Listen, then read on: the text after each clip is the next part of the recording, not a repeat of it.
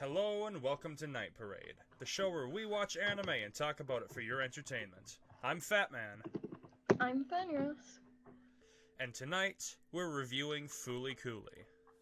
Oh boy, I've been waiting for this one. I've been dreading this one. Aww. Though I suppose we should back up and explain ourselves, right? Yeah. Like, you were very reluctant to do this one at first. My friends and family have been trying to get me to watch this show for years. My mom likes this show and has been trying to get me to watch it for a long time. And I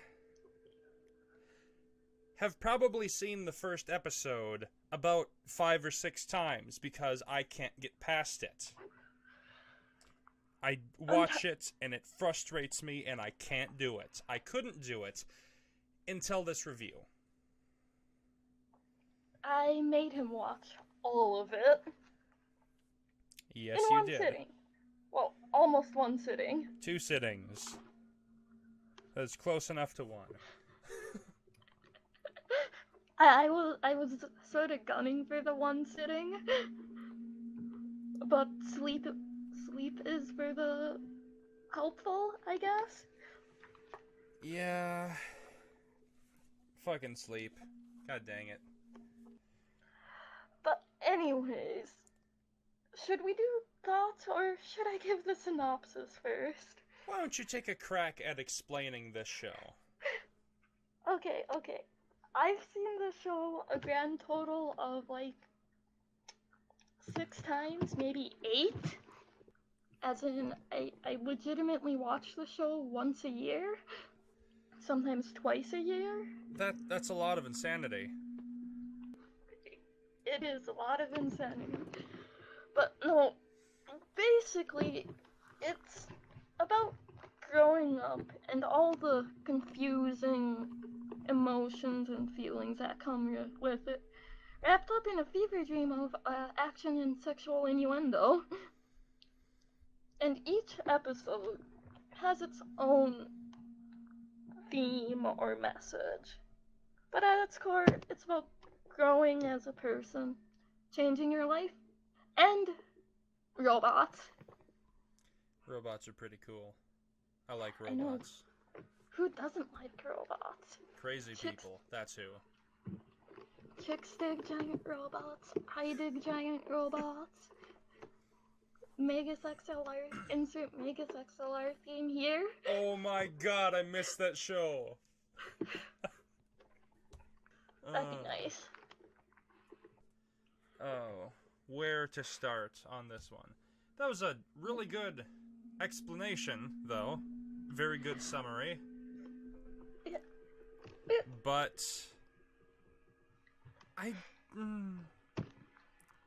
didn't notice that many themes. Maybe I was just too bothered by the show in general to pick up too many subtle details about it. Yeah, maybe you were, but maybe you weren't. I may be reading into stuff too much. Alright, before I piss everyone off, before Yes. I am destroyed online, let me explain myself as to why I don't like Fooly Cooly that much. I understand that it's supposed to be an allegory for puberty or something like that. But I'm gonna have to be very careful with my words here. It's artsy, it's funny, I enjoyed it many times watching it, but it's just so random, and I love having structure to the stories that I read and watch, but there was just too much. There's a lot going on in these 6 episodes. And there's a lot going on in the other 12 episodes.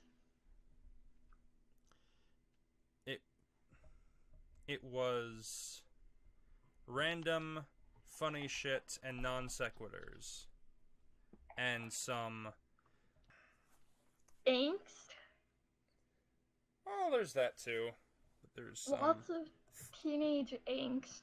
subtle hints or allegories that I didn't pick up on because I was too annoyed with the show. I had fun, but it also bugged me. So I enjoyed it while also being annoyed by it. Don't kill me, please. Please don't kill me. I get it. I get it. I understand where you're coming from. But I love this show. And I'm not gonna tear you apart, because different strokes for different folks, you know what I mean? I know you're not gonna tear me apart. I'm just worried about the internet at large. All of the people watching us, like the 6 people watching us. Hi, 6 people. I want to give a quick shout out to my mom, by the way. Okay. Because I told her I would.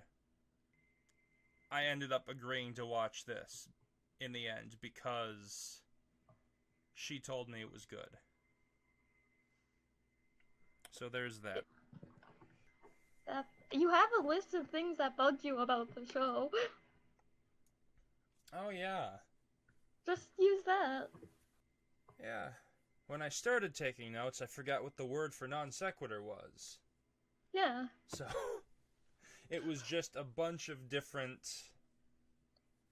sentences saying what they're saying doesn't connect to whatever they're saying next, and the conversations are so random and wacky and well, so random. But when you get down to it, sometimes there's something hidden. There's a couple gems inside that random hot mess that is the show. Yeah, and I can't think of any of them right now, because I waited a couple days to do this review and have forgotten most of the stuff I liked about it. The music. It was the music. Oh, yeah. And the comedy. Music's phenomenal. Yeah. The pillows make the show. I'm gonna be completely honest. Even if I didn't enjoy the show too much overall, I'm going to be listening to their soundtrack for years. I have the band that did the soundtrack.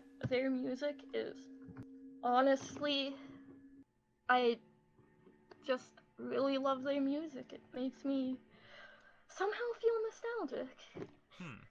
Like, I blast it every springtime.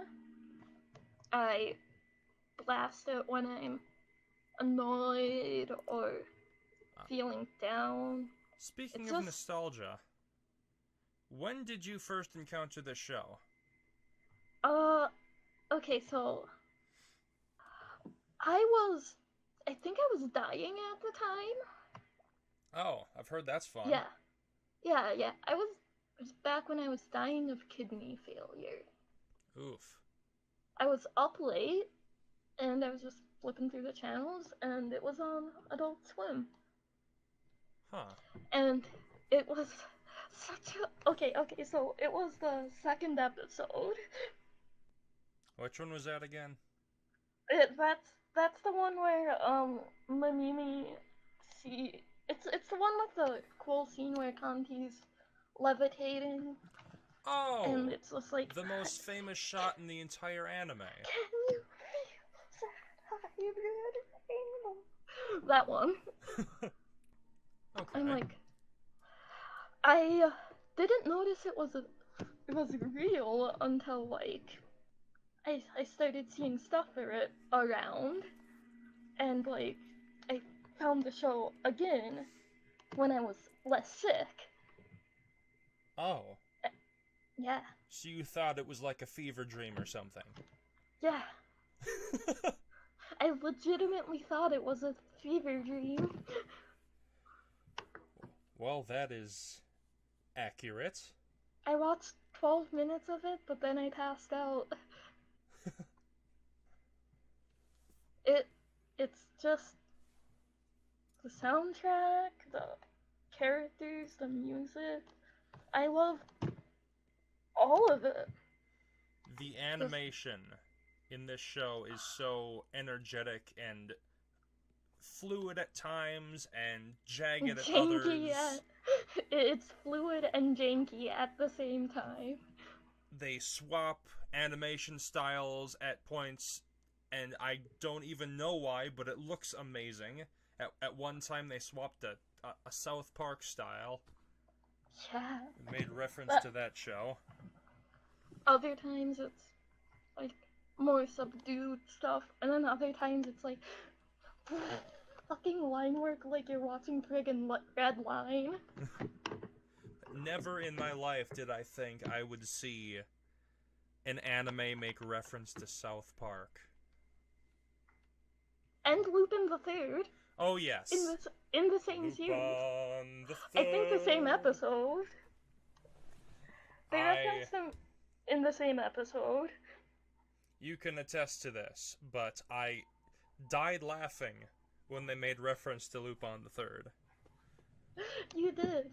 You had to get yourself together. A little. I love that show so much, and I love seeing references to it anywhere.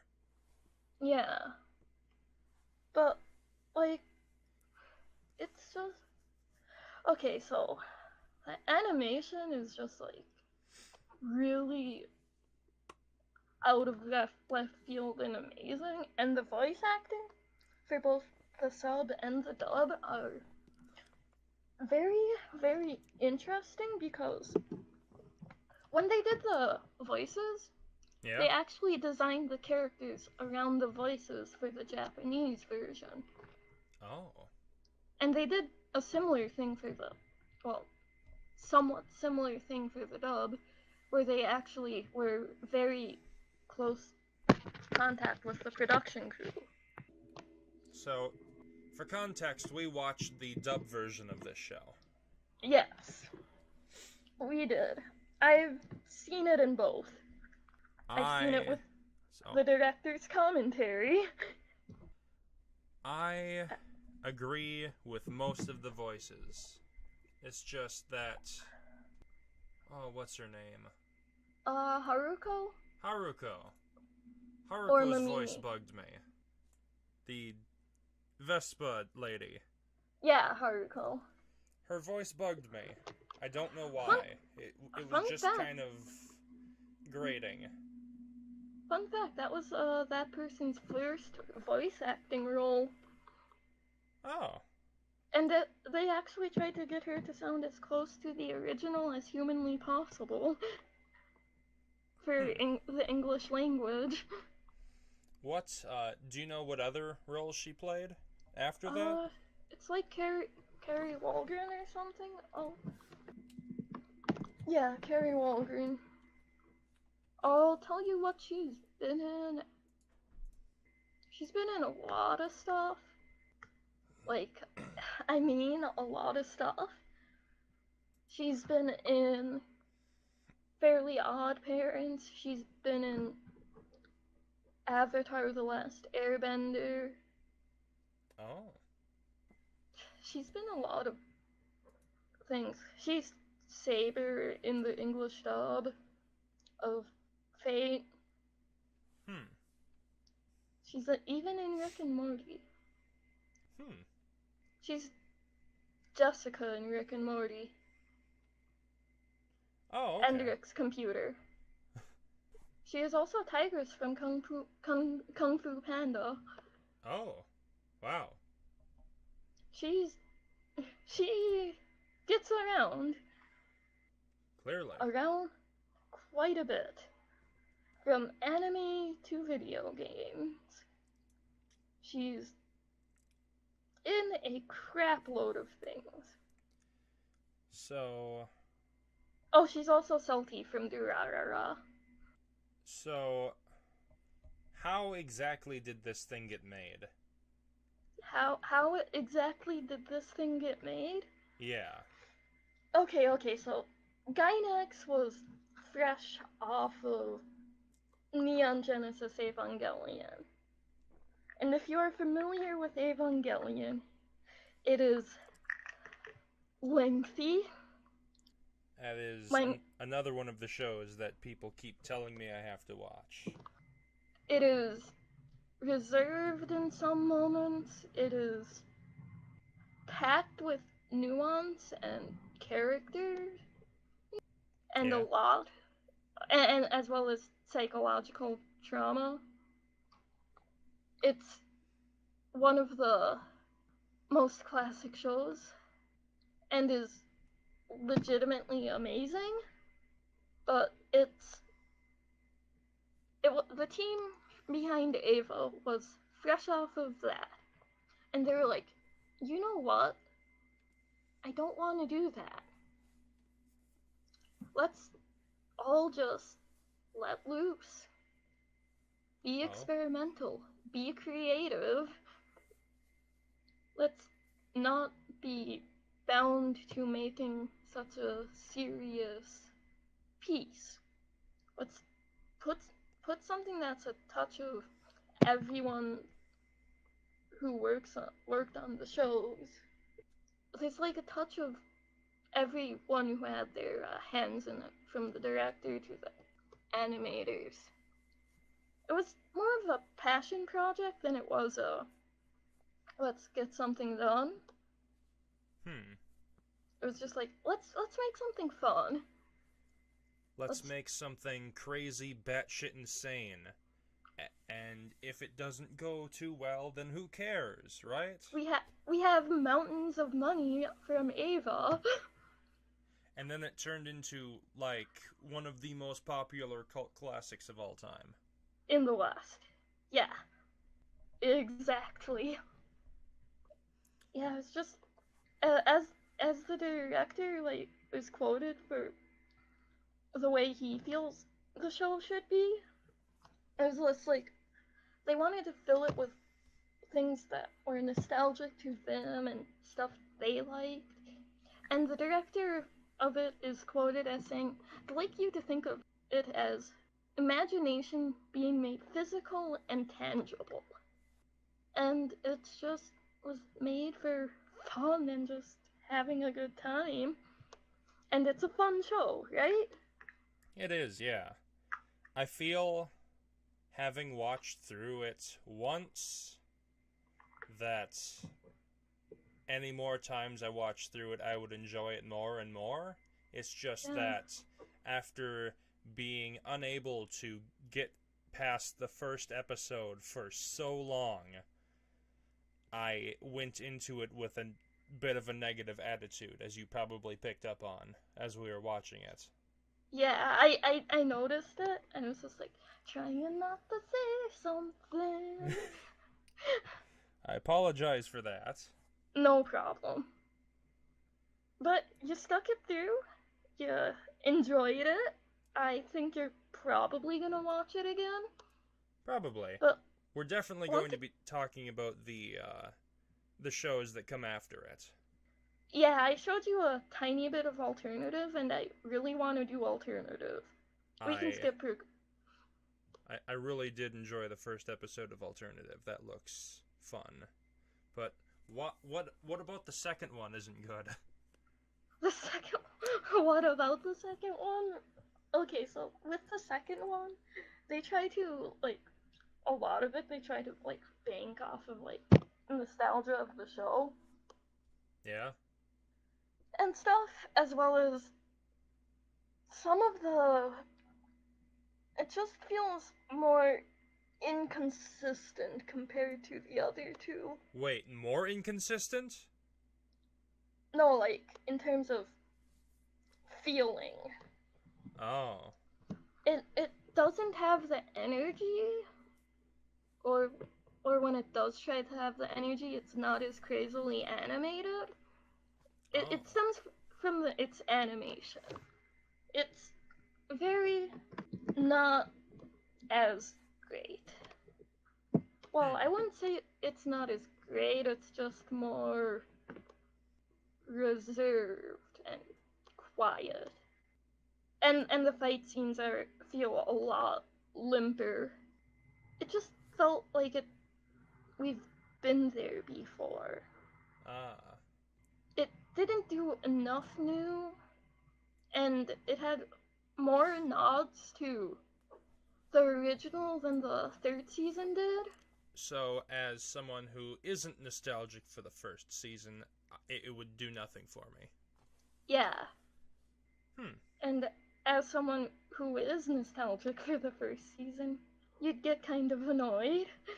Ah. Because it's not nearly as wild in terms of visually or audio. I'm making sense, yeah? Yeah. That and Haruko just feels wrong. Want to talk about the characters at all? We might as well. I love the characters, dude. We kind of did this backwards. We normally talk about the characters in the beginning, but there was just so much to get out, so much to talk about with this that I kind of couldn't help myself. So many feelings. It's a show with a lot of feelings behind it, right? Yeah. Which is why the second season somewhat fails, because it's like not as feeling as the other ones. That's enough of me shitting on the second season. Alright. But I love the third. Love it, love it, love it. Well, we will get to that sometime. Yeah, we're skipping the second one though. To the characters. To the characters. Who was your favorite character? Or who did you identify the most with? Of fucking lunatics. I don't fucking know. I think the dad was my favorite character. The dad is amazing. He's a giant pervert, but he actually cares about his son, right? Yeah. He's got kind of like this idiot's wisdom. Yeah. Sometimes he says something nice. He seems like an absolute moron most of the time. Yeah. But occasionally he just spouts out this golden nugget of wisdom. That could be said for almost everyone at one point in the show. Yeah. Like, my favorite character's Mamimi, actually. Yeah? Yeah, it's just something about being alone, stuck with nothing but your thoughts and games, speaks to me. And the whole not knowing what you want to do or what's going on. Oh, yeah. I understand that. But Haruko's just... I love Haruko. Like, Haruko is just... She's kind of like an anti-hero, right? I guess? You could... I saw the whole thing through and I still don't know what she's all about. Haruko's selfish, immature, but oddly enough, her antics help make the main character a better person. You know? I guess? It's getting weird. Sorry if I don't have anything good to say about Haruko. No problem. She irritates me, and the way she treats her guitars just hurts me. It's not just a guitar. It's a gun. It's a Of course it's a gun. yeah. It that comes up more in like season 3. It just... that bothered me more than anything. Just the way she treats the guitar. Yeah. Well, which is correct, technically a bass, but I digress. Bass, guitar... Yeah, it's a bass guitar. I actually was... When I was getting a different chair, I was debating between a white one and a yellow one. Okay. And we all know why I was gonna pick the yellow one. To make it like Haruko's Vespa. Ah. Which would have been funny. But, yeah, let's just give our final thoughts. I'm sort of rambling and getting weird. That's all good. Despite all that I've said, I did enjoy this show, and I will probably enjoy it more and more as I continue to rewatch it, if I continue to rewatch it. I'm gonna make you watch it again later. Oh, goodness. I'll give it like 6 months or something. Okay. If you haven't seen the show, give it a try. It's interesting. It's interesting, it's fun. You will get something out of it. And if you don't like the first season, try out one of the subsequent seasons. But not the second one, apparently. I know that makes no sense, but, like, I'm sorry, I just don't like the second one. Beyond, like, the last few episodes. How much do they have to do with each other? Jack and Squat. Oh. Except for maybe the final season being hinted at being a prequel. Well, we'll get there sometime. So, what do you rate it? I give this show a 7 out of 10 for now, because I went into it with a bad attitude. I probably didn't enjoy it as much as I could have. If you just sat back, let the madness unfold? Yeah. I like thinky shows. It's somewhat not one of those. It's more like the thinky on the second watch. Okay. Well, I'll let you know my future rating when we cover another season of this. I'm gonna say I give it a 10 out of 10. I give the second season 7 out of 10. But we didn't review that one. I'm sorry. I was just giving the other seasons how I feel about them. And the other one, 10 out of 10, just like the original. I somehow knew you were going to give this a 10. Really? Maybe I'm psychic, or maybe you never shut up about this. Maybe because I've expressed repeatedly that this is my favorite anime next to Monster, which I also never shut up about. Would you care to announce our next show? I shall. Our next anime is Kids on the Slope. And would you care to say a little bit about that before we head off? Sure. Kids on the Slope is about 3 young people and their love of jazz music. Awesome. As well as their friendships, hopes, and dreams. Well, stay tuned for that next week. Our thoughts have been shared, and the night parade has come to an end. We'll see you next time. Later. Later. What the fuck does Fooly Cooly mean?